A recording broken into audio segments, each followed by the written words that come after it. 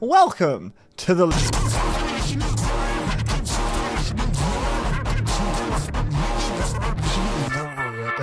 Oh, it's a new week, it's a new... Man, I'm fucking tired. Damn, bro. Music has been in the rotation regardless, though, as it always is, on a daily basis type shit. Start the week with a revisit of probably my favorite album of the year. I say probably because we're early in the year. We gotta leave room for things like the Tsubi Club album and the Underscores album to grow. I've had more time with the By Storm record. It came out at the beginning of the year, but yes, the By Storm, there it is, sorry.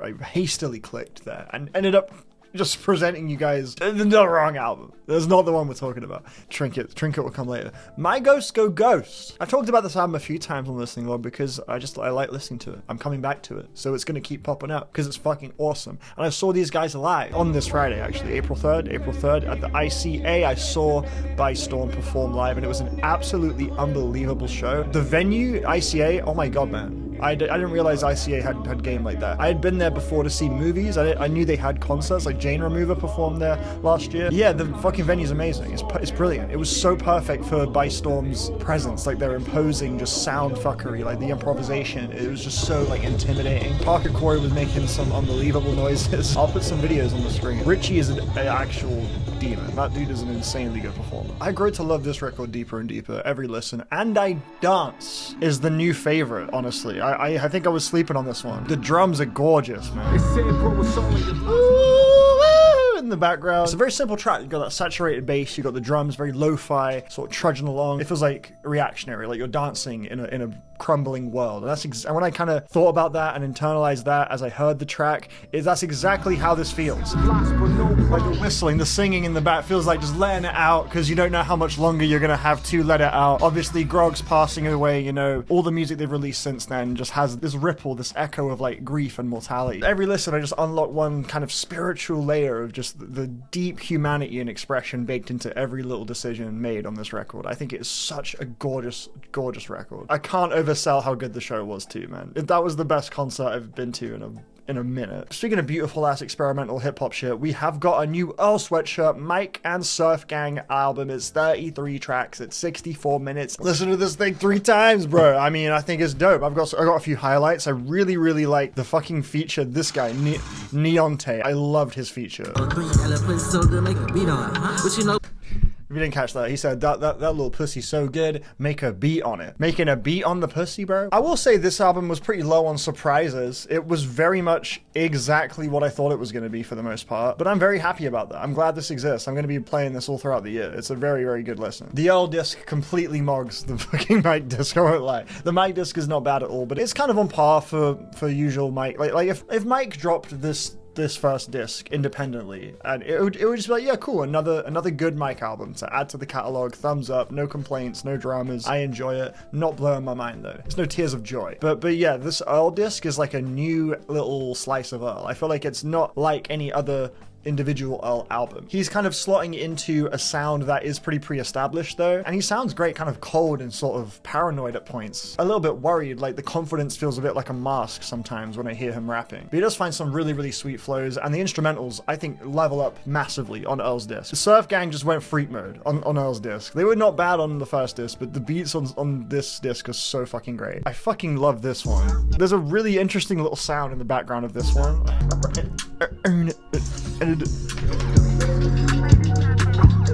I don't know how this makes sense in my brain, but that sound, it sounds like it emerged from playing with water. I don't know what they did with the water to achieve that sound, but it sounds watery. That's so fucking good. Oh, what a beat. It sounds like ice and water or something just then, actually.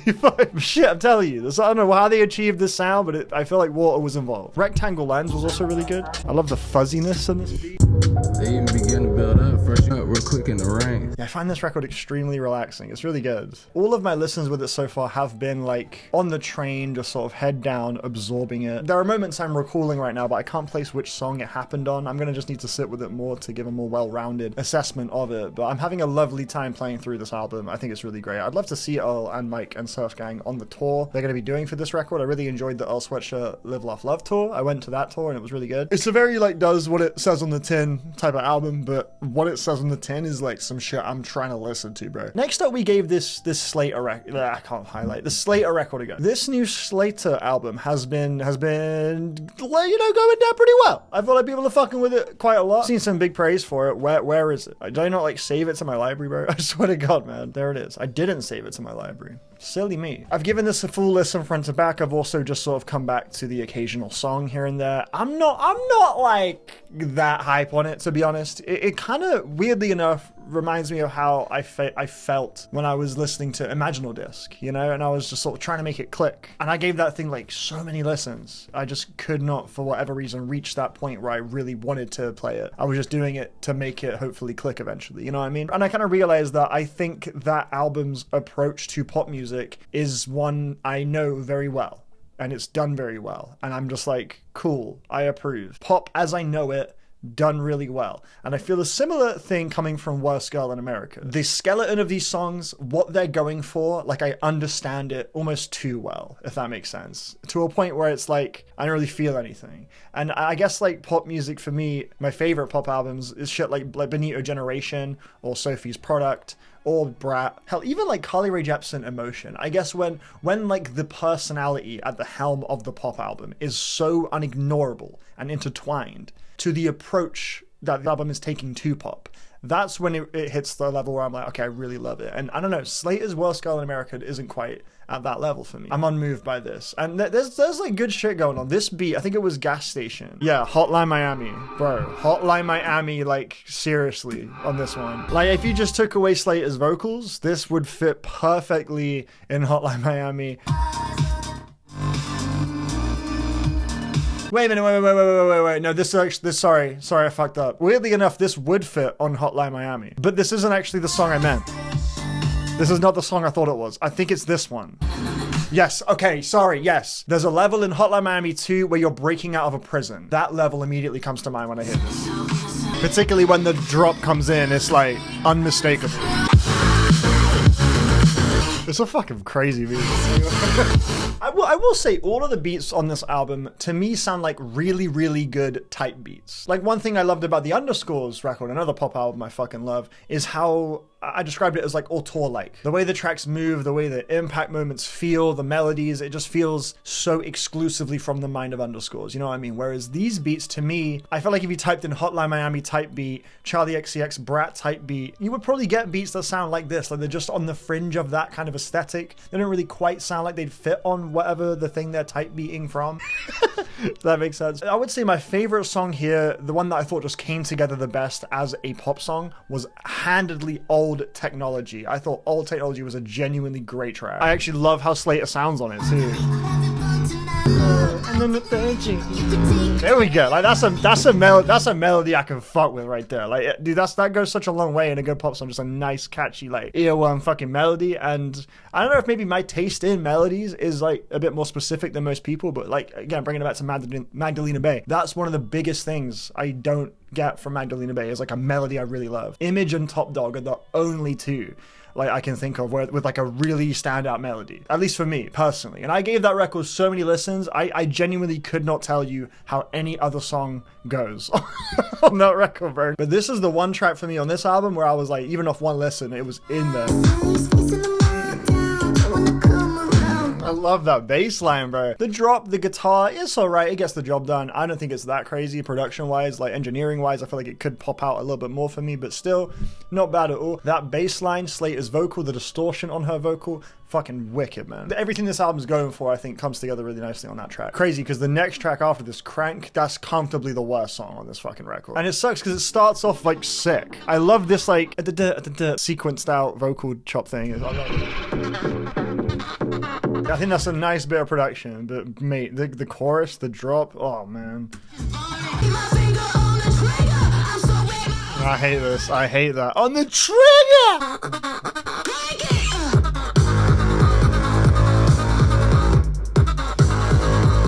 man, nah, bro. Like, I was thinking maybe on these speakers, I haven't heard it on these speakers yet. I was thinking maybe it would sound really sick on these speakers. That only amplified how much I don't like that drop, bro.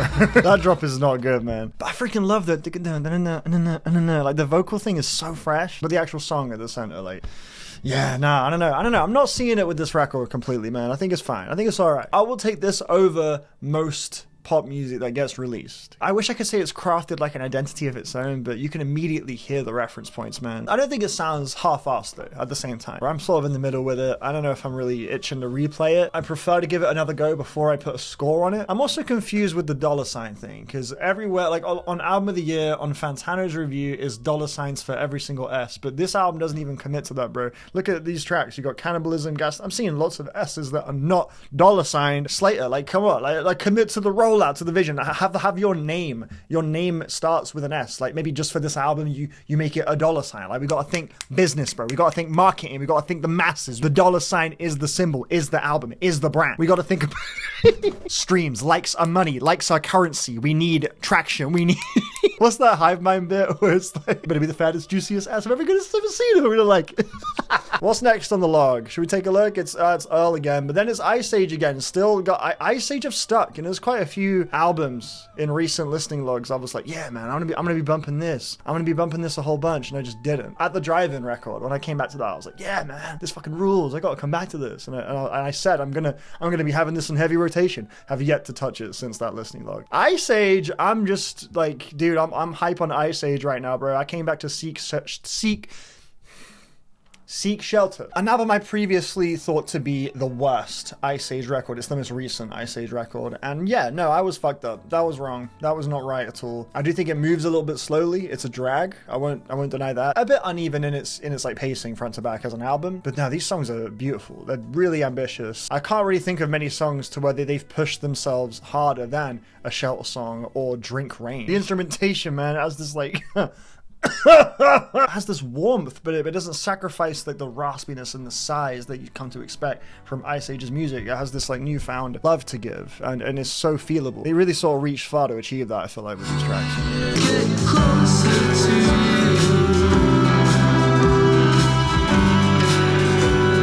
Oh, I love this fucking band, bro. I've been seeing as well that the frontman, Elias, he is like in some hot water because apparently he's dating General Tega. I had no fucking clue he was dating General Tega. That's an insane crossover. But yeah, I found this out pretty recently, and because there's a lot of like talk about how he's a Yahtzee,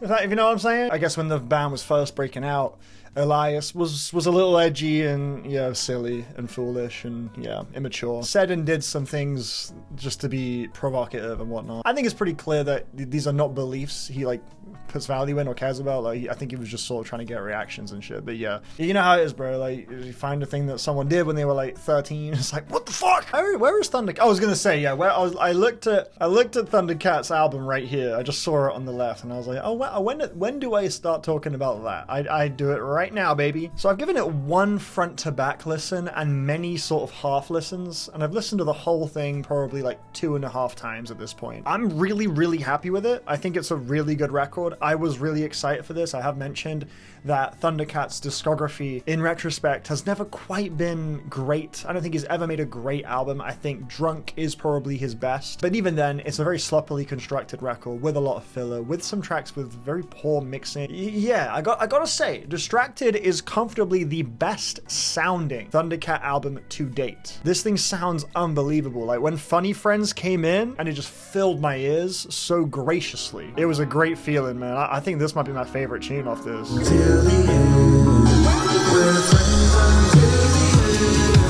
Fucking beautiful production. I love that one, man. A$AP Rocky's verse is a little forgettable, but still, the actual song there sounds fucking awesome. I love that track. It's so like dramatic and stylish. It feels like the song sounds like it's got sunglasses on. And I just thought, like, fucking hell, man, no other Thundercat album has a track that sounds this beautifully mastered and engineered. And I'm like, damn, who did he enlist to produce this record, man? And yeah, I don't remember whose names were on there, but I remember it was not Flying Lotus. Yeah, Flying Lotus, one of the GOATs, one of my favorite musicians ever. He's fallen off. Let's be real, he's fallen off, man. Flamagra onwards, it's been rough for the Flying Lotus fan base. And he has been the sort of executive producer for every Thundercat record until now. Thundercat's albums sound squashed. They don't sound as warm as I feel like they're supposed to. You know, Thundercat's bass lines and his instrumentation, there's an elegance to it. It's stylish and enveloping, you know, it's lovely. So you want to feel that, but you rarely actually do when you really tune into like which sounds are kind of emerging, peeking out more than others. I feel like his records quite often are produced very shoddily. And we're going to talk more about that when I get to another record on the listing log, which is the one I listened to right after, conveniently. I forgot that happened. But yeah, Cosmogramma, which is a Flying Lotus record, my favorite Flying Lotus record. But yeah, I think there is a clash in intention and creative spirit when it comes to what Thundercat's music typically is asking to be and what Flying Lotus prefers his music to be. I don't know. We'll get into that later. But yeah, Distracted, I think, very clearly sounds the absolute best out of any Thundercat record. However, the second half for me was weaker than the first half by a decent stretch. From the Channel Trez track onwards particularly, these songs didn't really move me. I found that we were reusing ideas a lot. There's this one melody that Thundercat is obsessed with. It's the one he actually uses on Funny Friends, hilariously. It's like this.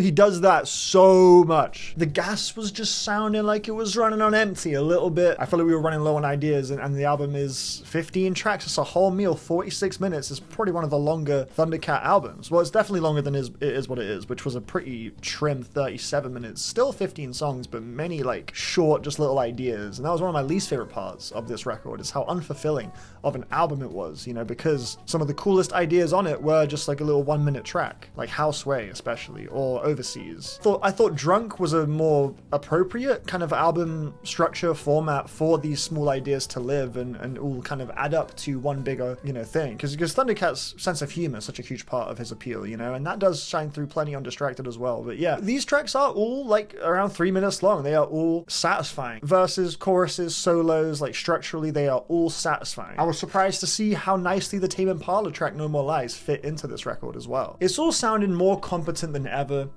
Unfortunately, that X factor, whatever that is, it's still not quite here. I'm not quite in love with the record. I could get there maybe as I warm up to the songs more. Again, it's still very early, you know. I'm going to come back to this record as a big fan of Thundercat. And I love a lot of these tracks. Don't get it twisted. The Mac Miller tune is fucking excellent. Opening track, one of my favorite opening tracks of the year too. Freaking love the riffing and the soloing in the second half. Anakin Learns His Fate has the most fire drums of the year. I can see a silver lining.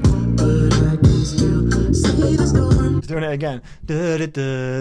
See the storm. He does that melody so much, bro. It got a little tiring. And also, another track I gotta highlight, the Lemon Twigs track. Such a good chorus. I love the way the key changes and goes up a few semitones for the chorus too. It's really good. What is left to say when you've made up your mind?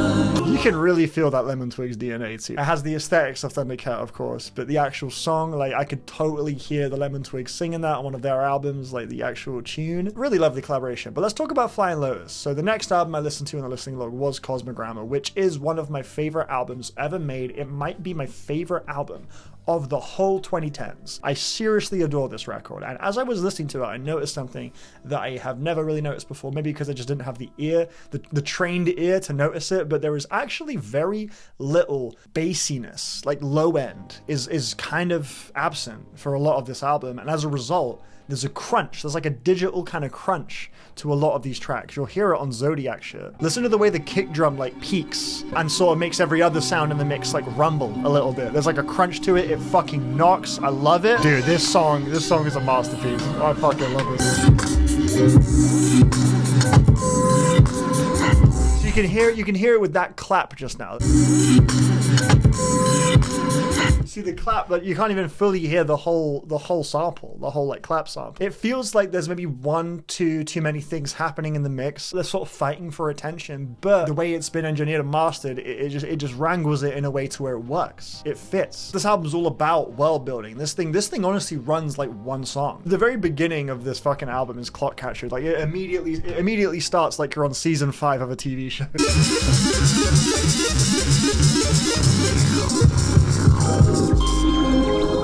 This fucking album is so cool. Ding, dun, dun, dun, dun. Ding, dun, dun, dun.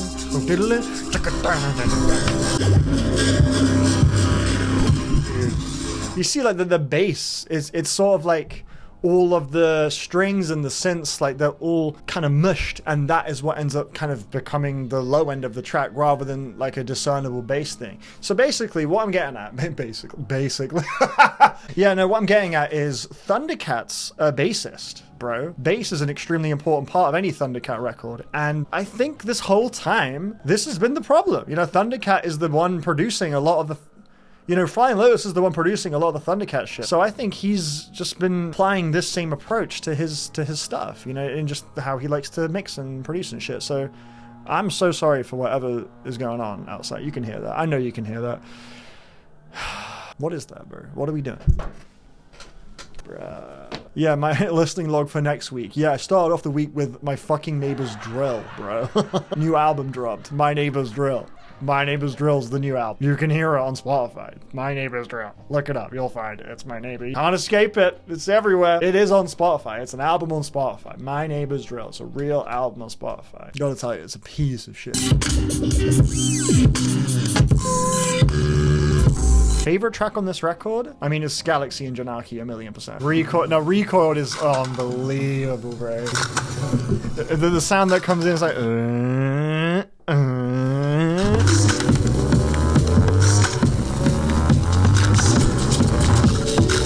Dude, that kick is so sexy. Fucking unbelievable. The way Flying Lotus songs just move is utterly fascinating to me. They just don't adhere to any predictable, like they're so dynamic. They're just so dynamic. It feels like this fluid thing, like this currently in motion, evolving thing. A lot of this album sort of sounds like you're on a campfire and you're just making whatever feels right in the moment. It just has this organic. I don't know how the fuck you achieve that in a fucking door. Like that's crazy. Galaxy and Janaki is the one, man. One of my favorite songs ever, man.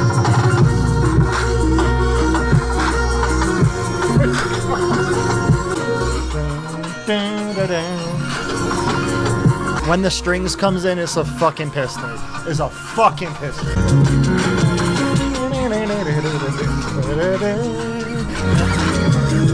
It's fucking absurd. This is the best album to ever hit Warp Records.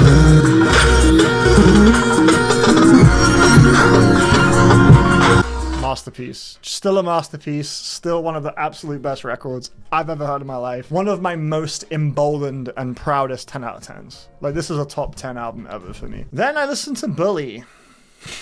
What did I think of it? Well, I talked about it like here, so I talk at length about Bully by Ye on the podcast CD Smile Talk. The new episode is out now. Skip to 1 hour 28 seconds to get to the Bully chat, which goes on for basically the rest of the podcast. Near the end, though, we open it up to other Ye related discussions. We talk about his other albums, our favorite tracks. It's a really, really fun chat. There's a great moment involving Daniel trying to recall his favorite line of all time. My favorite line, period, is like, I can let these dream killers kill my self-esteem or use my power. Arrogance is this. Wait. My favorite line of all time. Fuck! My favorite line ever. Cut out. That's too funny. No, please.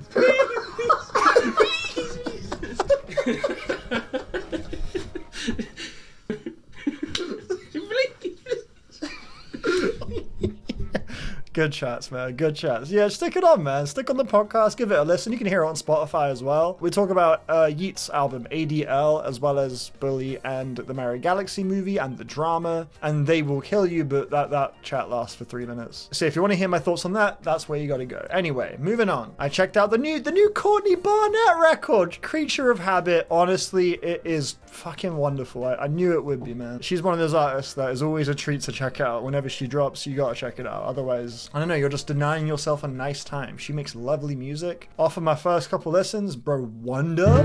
Yeah, I wonder What you say when I'm not around. Oh, the bells, the fucking is that like a vibraphone in the back, man? Oh. back in my Just a lovely little ode to all of the thoughts of what if, maybe, but being in that position means you care, means you feel something, you know, even though it is an uncomfortable place to be, because you're like, what do you say when I'm not around, blah, blah, blah, but at the same time, like, those butterflies, that's a special thing to feel, you know what I mean? That's what I think the song is a love letter to. I love that melody. When she flips it up for that, oh, it's fucking great. Plenty of other lovely songs though. Big fan of Same, big fan of Sight Unseen with Waxahachie. Mantis, absolutely one of the best as well. Yeah, this is a treat, man. A fucking brilliant closing track too. Love the closing track. Yeah, bro, like, don't sleep on Courtney Barnett, man. If you've been sleeping on Courtney Barnett, you got a lovely catalog of albums to go through, man. Her debut is fucking wicked. Aged so well. Yes, I heard this in I think it was like a Magnum ice cream advert at the cinema.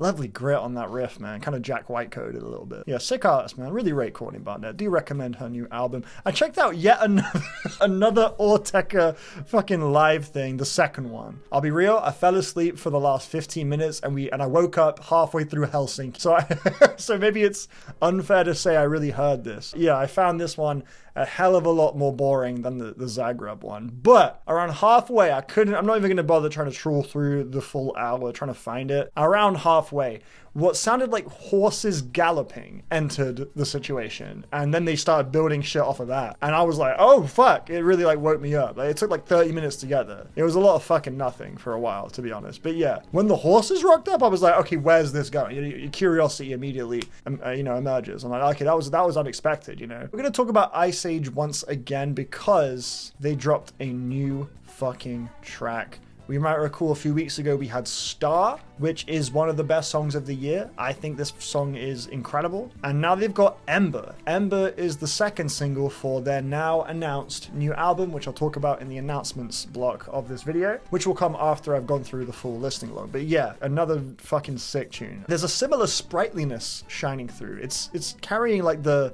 kind of happiness I was hearing in Star. That's still there. There's a spark that just feels unique for Iceage, who are typically pretty like despondent and moody and brooding, you know, really going through something. But it looks like this new era is just gonna have a different flavor, and I'm really excited to hear the new album. It's been a minute since Seek Shelter dropped, 2021, so yeah, 5 years between the two, which is the longest gap between Iceage records ever. So yeah, it took a minute for whatever needed to happen to get this album to be made to happen. So here we are, new album's on the way. I'm fucking pumped. The new single's fresh. And then Wednesday happened, and Tsubi Club fucked my life up. This is one of those records similar to the Underscores, where it just feels like one person's personal little individual quirks are just taking full precedent, if that makes sense, in these tracks. Soren, who is like the Tsubi Club kind of mastermind leader, if you will, this sounds like some shit he was personally like picking away at, adding little sound effects, just things he likes. One of my friends pointed out that there's a Midori sample on Burn Material. That is an immense pull. I've not heard that Midori album in a minute, so I didn't clock that. That's not an album that's really etched into memory like it is for maybe some other people, for me, but I do love that record. That is a really sick record, and that's the shit getting sampled on Burn Material. That's fucking tight. Yeah, now you'll look at the log. I've got a ×6 on Wednesday and a ×4 on Thursday, and yeah, I've already heard this shit like twice today, so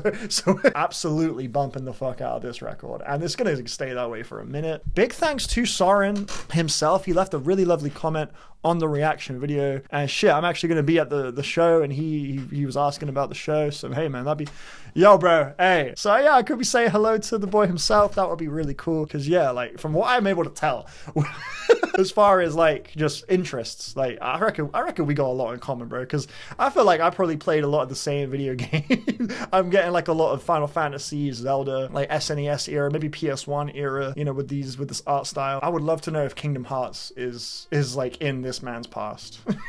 That would be very validating for me personally. But yeah, so hopefully we could talk about all that when Tuesday rolls around in a few days. I can't wait for that show, man, because I saw Aries during the Believe in Me tour. It's an Aries concert. It's not a Tsubi Club concert. Tsubi Club's he's the opening for Aries. My fucking god, by the way, let me tell you, like my reaction to Trinket was hype and shit, but nothing compared to my reaction when I saw that Tsubi Club was the opener for the London show. I lost my fucking mind. I was like, dude, he was opening in like New Zealand and like Perth and in Australia. Like that's where those were the shows that had Tsubi Club during the Believe in Me tour for this album, which I also went to that tour, and we had a different opener in the London show. So yeah, when I saw that the Glassjaw tour was gonna have Tsubi Club as the opener, man, I was like, god damn, that's perfect. I genuinely, bro, I would have taken Tsubi Club over a Breakins, over personally. Like I would have been like, dude, like that's for me the dream person. I genuinely could not pick a better opener. Like if it was up to me, if I was someone choosing the opener,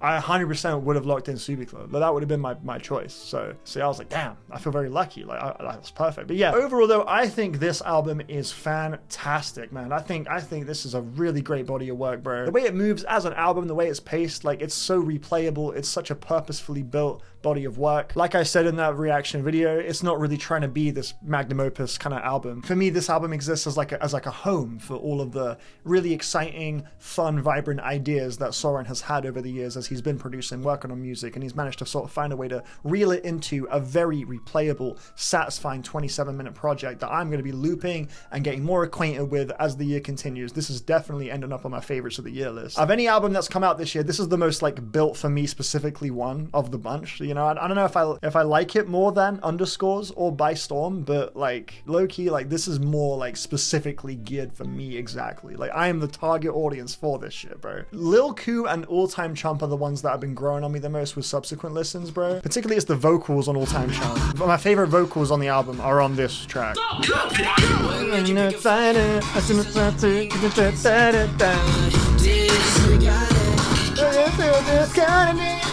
It's gonna be hard to learn the lyrics, bro. I can't lie. It's hard to make. I want to learn all the lyrics for the show, but fuck, it's hard to make out what the hell you're saying, bro. But hey, would I have it any other way? Fuck no, bro. Because you feel this shit to your core. Like when you just sort of submit to the way it's mixed, you just feel this shit like crazy. It can be definitely a little harsh, and for some people maybe a bit too loud, a bit too grating. But for me, bro, it's explosive. It feels childlike. This is really beautiful. Like I'm just so glad this exists. This is the kind of music that, bro. Like if I'm trying to dream up my ideal body of work, it would sound like some shit like this, bro. Like so I'm just I'm having a great time enjoying this right now. You know, while it's still out and fresh and new. I said while it's still out, as if like tomorrow, like yo, it's a time limit, bro. You got a week to enjoy this shit. But yeah, no, can't wait for the show. I know that show is going to be great. I have seen slivers of previous Tsubi Club sets, and like back when it was just Burbank House, and they looked really cool. Like the visuals and shit looked really, really cool, man. Next up, yeah.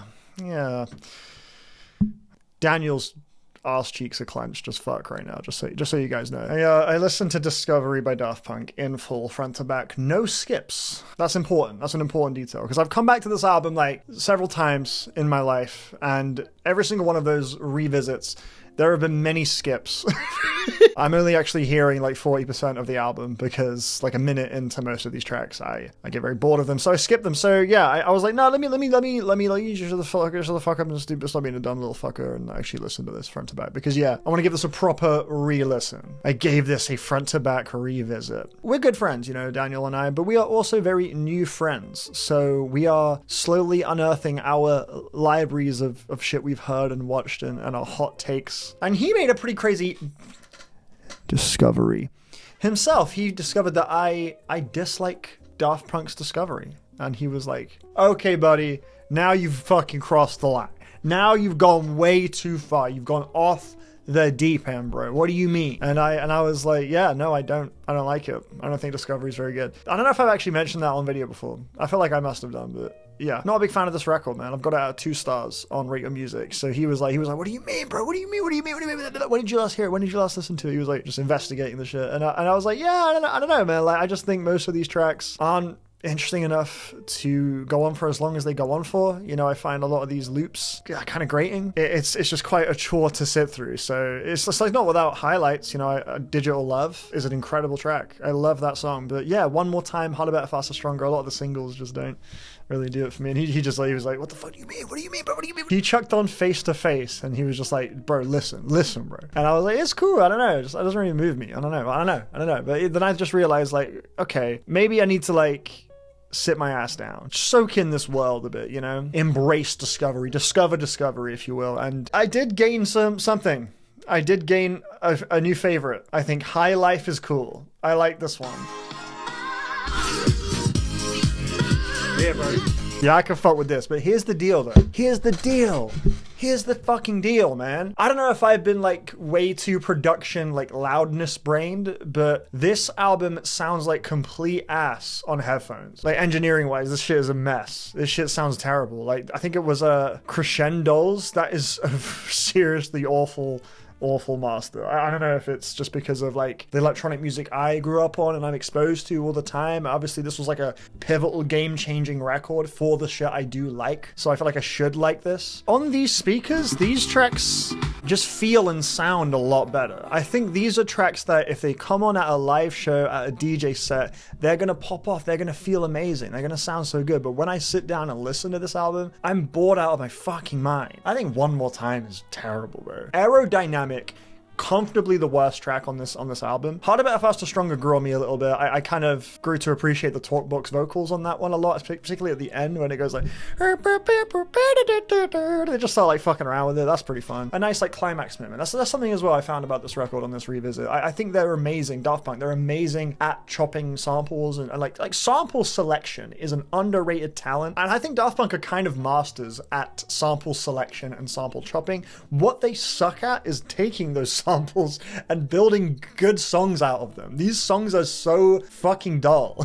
like the way they move and the way they evolve is extremely unexciting. Superheroes, Crescendos, Something About Us, Short Circuit. Like the sound palette isn't entirely for me anyway as it is, but these songs are just so clumsily organized. Face to Face is not that bad actually. I don't know, it doesn't really like move me and excite me in the way I feel like it should do. Also just structurally just very transparent. It's dance music, it's repetitive by nature. There's nothing wrong with repetitive music. I mean, some of my favorite artists of all time are DJ Seinfeld, freaking The Field. I love repetitive music, but I just think these loops are most of the time not that fresh. It's an age-old joke that too long is too long, but my lord, we're taking the piss. I guess they are knowingly taking the piss with the title. Voyager, Verity Quo, yeah, I don't know, I found them all really boring, but I think if I were to hit play on most of these tracks right now on these speakers, I'd probably be like, yeah, man, this album's good, you know? But in the headphones for like 4 minutes, like, man, this shit is dull. This shit is really dull. Like, the way this sample is chopped, like, you can't deny it's a really nice sample flow.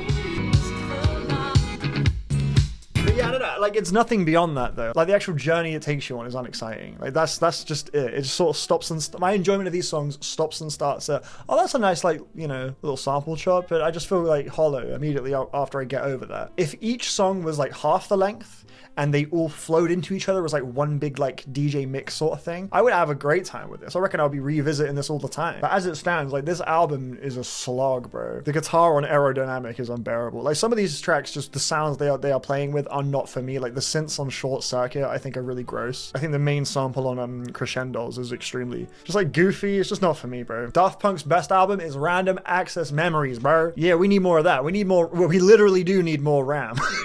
Gamer tech news chat. Trust Daft Punk to take the conversation there by accident. These friggin' robots. I respect Daft Punk, I do. I wish I actually liked sitting through their music more. Like the idea of Daft Punk is cool to me. I don't know, I think this is just a weak album. It's just very sloppily assembled. Like Digital Love I think has the most satisfying and fulfilling mix and like engineering work. When the vocals go away and the drums come in, it's really fulfilling. It really feels good. So you can work on that kind of loop A, loop B sort of structure. Like that works better to me for Digital Love, especially when those two loops are so catchy and fun to sing along with and dance to. It just complements Daft Punk's songwriting approach best. The sounds and samples, that is, you know? So yeah, I'm glad I gave it another go because I could at least just sort of understand my disconnect from this record a bit more. But yeah, the sheen of Discovery is really nice. I get why people find this really like life affirming and wonderful and full of joy and just free spirited love and all that. But when I actually am hearing these songs, I am thinking about going away to another song most of the time. Anyway, Thursday we listened to Trinket 4 more times, and I also listened to some new Vladislav, not new as in like newly released, but another Vladislav Delay record, Intane. This is fucking amazing, bro. This album right here is genuinely incredible. This is my favorite show I've checked out from him yet. And I loved Multila. I enjoyed this new one, but yo, Entane, my fucking word. This is incredible. I've only given it one listen and a little bit, so I'm not going to be able to comfortably speak on it because this is an album that does take considerable amount of attention span and dedication to be able to confidently like talk about it. But oh my god, man, I adored my time with this. I genuinely never wanted to leave it. Genuinely never wanted it to end. I was just absolutely just engulfed in this thing. I got the sense we were cycling through like memories with some of the very muffled, warbled vocal snippets that were perking through on certain tracks. Very lengthy tracks, so you're getting a lot of time to just sit with this universe. It feels universal, like it feels massive. You know, this record is all-encompassing. Amazing use of texture, repetition. It sounded like how it feels to just be so deeply in your own mind. The nostalgia, the pain of that all, like that was just really shining through on this record, man. This is good shit, bro. This is really good shit. And there we go. That brings us to the announcements and the news. We're going to talk about the Strokes. First and foremost, the Strokes are back with a new record. I know my dad is going to be hyped. He's a big fan of that band, and he particularly enjoyed their last record quite a lot. That was in the car plenty when he was getting into that. The new album is coming out in June. It's called Reality Awaits. We've got a horsey, a cowboy on the cover art. I'm pumped, man. I'm excited. Because I personally wasn't that crazy about the new Abnormal. Honestly, I have a, quite frankly, great review of this record. I'm going to be real. I'm going to just like toot my own horn. I was really proud of my review for this album. I remember when I dropped it, I was like, yeah, man, you made your points like clear as fuck. I remember my face was hurting in that video. I used like this Neutrogena like face wash that did not like sit right with my skin. It had some weird reaction to it. I remember I had like a burning face. I was just getting over it. It was like the tail end of it. So I don't know how obvious that is in the video. Now that you know that, go watch the Strokes review and see if you can tell. Anyway, yeah, no, in retrospect, this is a very good album. I think it has grown on me since. As far as what it represents for the Strokes as like a bit of a comeback release, I think it's kind of everything it needed to be, even if I personally didn't fall in love with it like a lot of other people did. Still, I think the Strokes are a really good band, and I'm excited to see what this new record has to say. I have not heard the new single Going Shopping, but if I do hit play on it throughout the next week, I'll cover it on the listening log next week. So yeah. Anyway, Wireless, keeping Ye on for all 3 days, never mind. So for a minute it was like a conversation, like, is Ye going to be performing at Wireless? Because all of the sponsors were pulling out, so it seemed like it was like, okay, there's no way this is going to work out. But then Wireless doubled down. The leader of Wireless, the sort of head manager person, was like, nah, we believe in second chances. We're going to invite Ye. Everyone's going to love it, blah, blah, blah. It's going to be a great show. Then what happens? Bro gets banned from the UK. Ye is not allowed to set foot in the UK. The conversation has opened up now. Is that like how it should be? Blah, blah, blah. It's a crazy situation. Look, man, personally, I don't know if I would have gone that crazy with it, but I can get why. Like, I'm not shocked by that. Like, it makes sense in some capacity. Let's be real. Like, we can't sugarcoat, what Ye was doing. There's criticizing the Jewish leaders of the world and Israel and the seeds they've planted and stuff like that. It's another thing to sell merch with certain symbols on it. It's another thing to release a song titled HH and basically villainize Jews. That's another thing. That's a whole separate thing. I don't think it's ever right to label a people as the problem. So that is absolutely hate speech. There's no denying that what Ye was doing was hate speech. And I do not think it is shocking that the UK government have banned him for that hate speech, because we've banned people from the UK for way less. I mean, the Tyler the Creator situation a handful of years ago, he was banned from the UK for 5 years because of his homophobic lyrics on like Goblin and Bastard. I'm not defending those lyrics at all, but it was clear that Tyler was just a silly, edgy kid who didn't really know any better and was trying to provoke and was maybe playing a bit of a character that did leak into his public persona as well. That to me is nuts. Banning Tyler for that was under the Conservative government though. Now we've got Labour and we've got Keir Starmer, and he's saying like we can't have Ye in the UK. If that's the case, bro, if we're banning artists from coming to the UK for what they believe and what they say and their actions, we got to keep that same energy for the politicians and other people too, bro. Keir Starmer, ain't you buddy with Mr. Netanyahu and Trump and shit like that? I would say they are like showing no signs of change at all. At least Ye is showing some brief kind of sign of change. Like, he did the apology and he's saying like, to those I've hurt, and he said that I deeply regret what I said and did and blah, blah, blah. Like, he's understanding the pain he's caused. A lot more needs to happen before we start having him fucking headline Wireless for 3 days. Like, that was way too quick, bro. See if he's really standing on business with that apology and yada yada yada. Because again, like, this guy is very mentally unstable. There's a huge part of it. Being bipolar doesn't make you anti-Semitic, obviously, but it can, like, kind of exaggerate or blow up maybe the darker parts of your mind. And when you've got a camp of people who are, oh yes man, like, you know, definitely some ugly things can come of that. It doesn't excuse it, but it is something to think about, you know what I mean? So yeah, I feel like we gotta wait before we start bringing him on for 3 days at Wireless. I think that was just a silly, hasty decision in my opinion. So yeah, do I fully agree with banning him from the UK? Not necessarily. The amount of comment sections talking about Ye and his music, where it's like, man, fuck you, you know, you're a Jew, blah blah blah, like KYS, like, and like seriously like harmful language. That is not a kind of person you want around you, bro. Ye was somebody that gave hateful people like that a platform and made it kind of weirdly cool in the minds of those people to do those things. So I can totally understand why he has been banned from the UK. I don't feel bad for Ye. He brought this on himself, and judging by his apology, he knows that. Wild stuff, man. Wild stuff. It definitely will be interesting to just see how this develops, how public standing on Ye evolves over the years, you know, what Ye does. Yeah, anyway, we do talk about this a little bit in the podcast, but that's basically my summary of that. But let's bring it back to the new albums coming out later in the year, the Temper Trap. Yeah, that one. Yeah, you know the one. They got an album coming out called Sungazer. I know my boy Michael is going to be interested in this. He fucks with this band quite a lot. He even recommended me an album. I think it was this album, Conditions. He seems to think I would really fuck with this. If any Temper Trap fans want to let me know, weigh in. Would I dig this band if I temper tapped in to them? Let me know. But yeah, they're dropping a new record, Sungazer, coming out July 10th. And then also Iceage have their new album out, which I talked about earlier. It's a pretty wordy title, if I'm not mistaken. It's For Love of Grace and the Hereafter. Cover art is pretty beautiful. Wish I could zoom in on it, but you can't on like a countdown page. I think we're gonna have one of the best of the year here, man. I'm fucking pumped for this. Not that this really has any bearing on anything, but Plowing into the Field of Love, which is their best album, that's also 12 tracks. I'm really excited for this. Isaiah Rashad is back, bro. Oh, I missed this dude. He always goes away for way too fucking long, man. Is it way too long, though? Because it's just long enough for us to really miss him. And I think he's got a new single out. He does have a new single out. Look at that. Same shit. The new single. I will definitely be bumping that immediately once I finish recording this. But yeah, to me, his discography is really good so far. I think the only semi-weak link would be Sons to Ray. But even then, you've still got some of his best tracks here. It's just a long album with a fair bit of filler. I think the second half I can remember being pretty weak. Oh, Find a Topic. I remember when this song had the sample, but before it got taken off. Is it back? Is it back now? Nah, it's nowhere near there.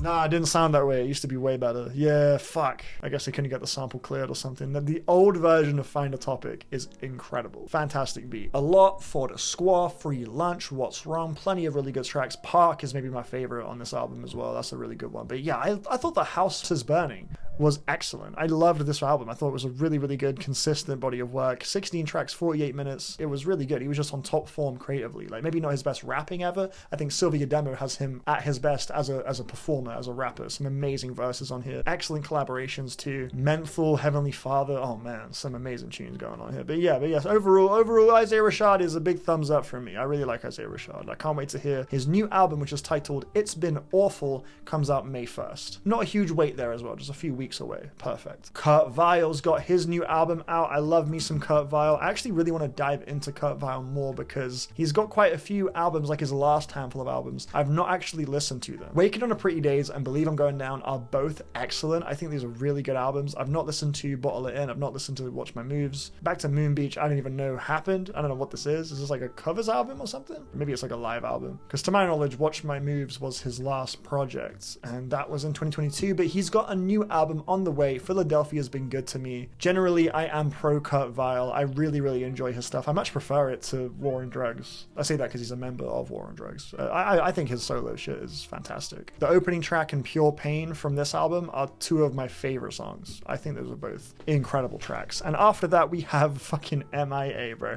I have not heard the new single. Word on the Street is it's terrible. Yeah, this one at the bottom. This last track is 30. It's called 30 Minutes of Silence, and it's it's 33 minutes long. Jesus Christ, what is she doing, man? MIA, oh my lord. Genuinely extremely innovative artist. She had Marta a few years ago, which really came and went for me. I barely remember this thing. I thought it was really, really forgettable. And yeah, MI7, I guess because it's her 7th album. That comes out April 17th, which is literally next week. So yeah, not long to wait at all for that one. And lastly, we have 9 Inch Nails and Boys Noise. 9 Inch Nails, under 9 Inch Nails, not Trent Reznor and Atticus Ross or some shit. It's a new 9 Inch Nails release, bro. That is lovely. Always good to see them active as 9 Inch Nails. They have a collab album with Boys Noise. There's no countdown page on here. It's also out next Friday. Here we go. It's confirmed. Collaborative album. I guess they had a joint Coachella set this weekend. I guess it also just checks out. Like, it makes sense. I feel like they would complement each other well. It's called 9 Inch Noise. I love it. There's your cover art right there. Yeah, cool. I'll tap in, man. I feel like this could be loud, explosive, industrial, fucking, yeah, let's rip it, man. Let's run it. And now before we go, I'm going to quickly just touch on the new releases today. Today is Friday, the 10th of April. We have my new band, Believe, which is, yeah, a big deal. If you're a Black Midi fan, if you fuck with Black Midi, check this out, bro. Cameron Picton of Black Midi. This is his new project. And yeah, we got an album out. He's had a few singles before this. Yeah, 8 tracks. Word on the street is it's really good. I've been hearing some really positive reactions. We also have Holly Humberstone. Oh shit, whoops. I'm looking at Isaiah Rashad lyrics. Oh shit, it's the video. I'm watching the music. I'm watching the music. Fuck, I'm watching the video. Why is Spotlight?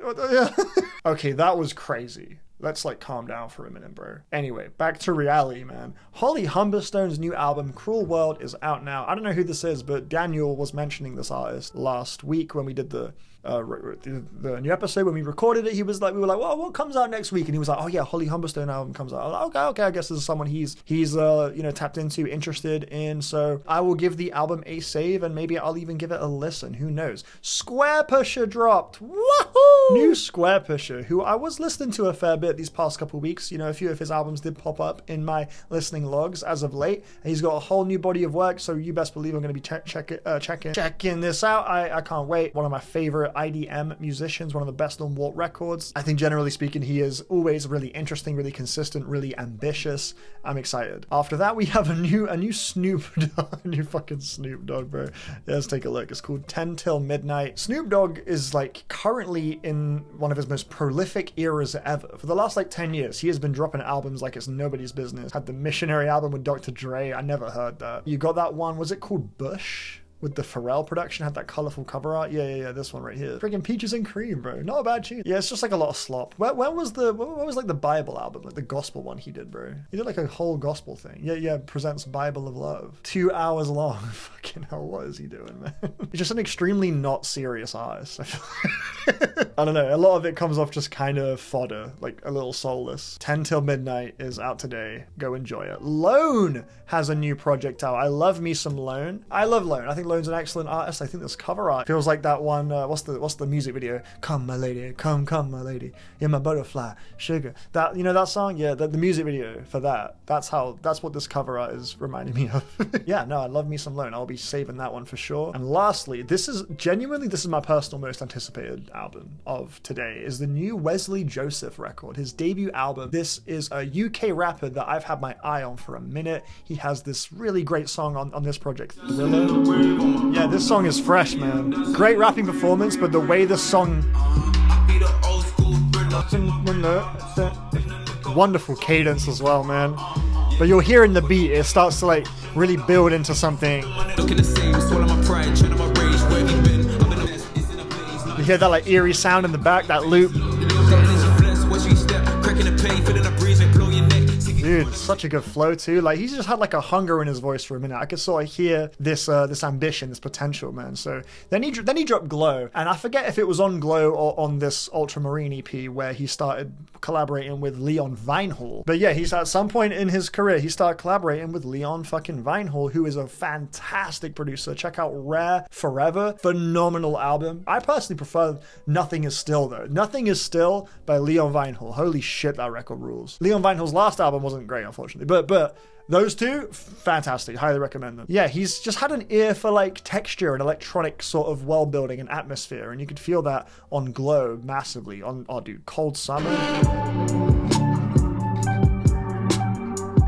Listen to this little string noise that comes in. fire, bro. Pray for me. No, why you gonna stay for me? No, why you gonna stay for me? Got to see him live at Coco in London as well. It was a really good show. Really enjoyed the stage, like, design he had was so cool. Yeah, his debut album is out finally, and we got Georgia Smith and Danny Brown as features. Bro, there's Nicholas Jar production all over the credits on this album, so I'm fucking pumped about that. He's got Leon Vinehall, Nicholas Jar, so he's just got like his ear for just interesting left field kind of producer talent people. Like, I'm excited to see how that manages to weave its way into whatever sonic language he's constructed for this record, man. I'm interested, bro. I feel like we could have a sleeper banger on our hands with this album, maybe, just given his track record before, how consistent it's really been. He's just been a very good artist for as long as I've known him, really. So yeah, he's taken his sweet time to release this. Got a Danny Brown feature. Like, yeah, bro, I've got hopes. I've got hopes this is going to be something really cool. So yeah, if you're looking for some cutting edge UK hip hop, Wesley Joseph has got you, bro. And that's going to do it for this week's listening log. Thank you so much for watching as per usual. What have you been listening to? Let me know, bro. Big love from me as always. You guys take care. Let me know what you're going to be checking out this week. You know, support the video, support the channel, like, comment, subscribe, all that type of shit. But most importantly, you just have a tremendous day, my friend. It's all love, it's all hugs. Yeah, I'll catch you on the next one. Peace, bro. Bye-bye.